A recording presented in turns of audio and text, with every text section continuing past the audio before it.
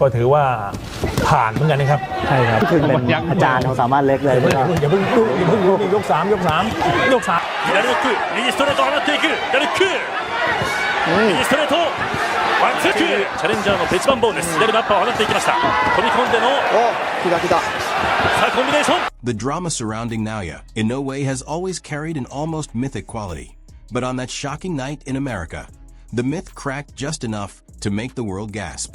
On May 4th, 2025, under the blinding lights of the T-Mobile Arena in Las Vegas, thousands of fans packed into the building expecting a routine coronation. They had come to watch the monster do what the monster always did: dominate, dismantle, and leave no doubt. Naoya Inoue walked into the ring as the undisputed super bantamweight king, holding the WBA, WBC, IBF, WBO, and Ring Magazine titles, a pound-for-pound staple whose fights usually ended with clinical brutality. Few believed they were about to witness one of the most unsettling moments of his career. Across the ring stood Ramon Dinamita Cardenas, a 29-year-old Mexican challenger with a rugged record, heavy hands, and something far more dangerous than statistics could measure belief. In Mexico, he was known simply as Dinamita, but inside the ropes, he carried himself like an enraged bull, thick-necked, aggressive, and fearless.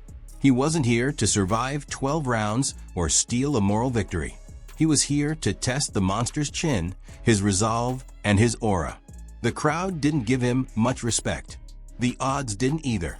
Inoue entered the night as a staggering -6,500 favorite, a number so wide it almost felt insulting to the man standing opposite him. But boxing has never cared about odds once the bell rings. From the opening seconds, Inoue looked every bit the champion fans expected.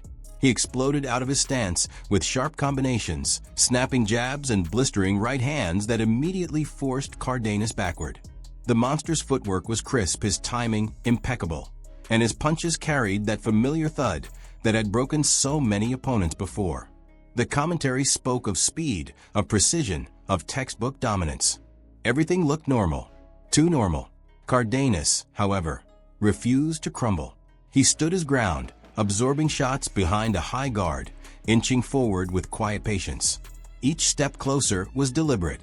He wasn't reckless. He was studying, waiting, measuring the space where Inoue liked to operate. The jab of the champion kept finding its mark, blinding him, disrupting his rhythm, but Cardenas didn't panic. He took the shots and kept coming, slowly forcing Inoue to pick up his feet, to move more than usual. Confidence began to grow with every second he survived. Late in the second round, the rhythm of the fight shifted in an instant. Inoue, pressing forward along the ropes, unleashed another combination, momentarily leaving himself exposed.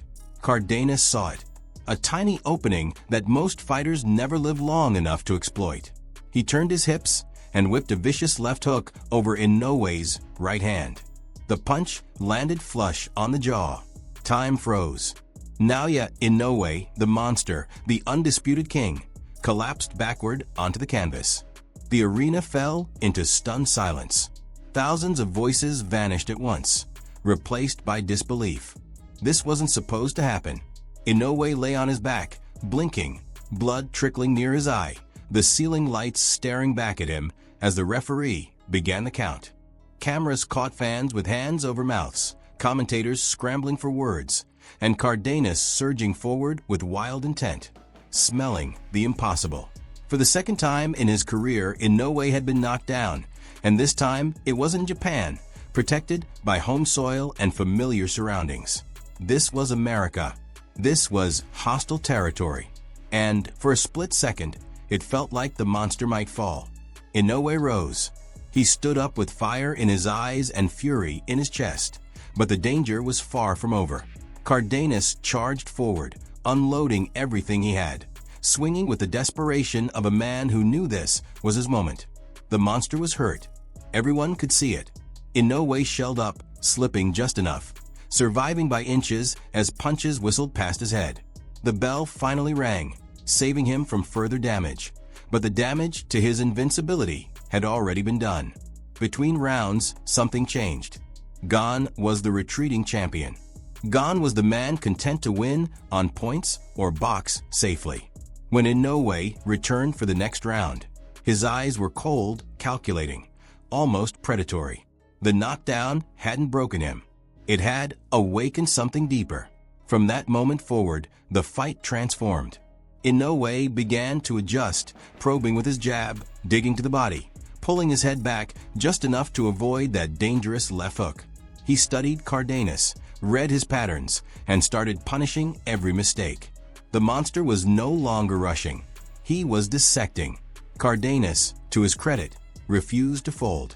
He continued pressing forward, still believing, still dangerous, still swinging that left hand that had shaken the boxing world. The commentators spoke of his courage, of his mental strength, of how rare it was to see someone stand directly in front of Inoue and say, "I don't fear you." For several rounds, the fight balanced on a knife's edge, with momentum swinging back and forth, the crowd fully engaged, unsure of what would come next.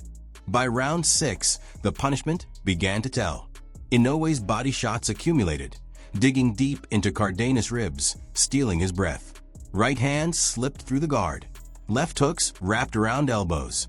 The monster's accuracy surged, his confidence restored. Cardenas started to slow, his guard tightening. His reactions just a fraction too late. The end came violently. In the 7th round, Inoue repaid the knockdown in brutal fashion. A sharp right hand created separation, followed by another that sent Cardenas crashing to the canvas. The crowd erupted.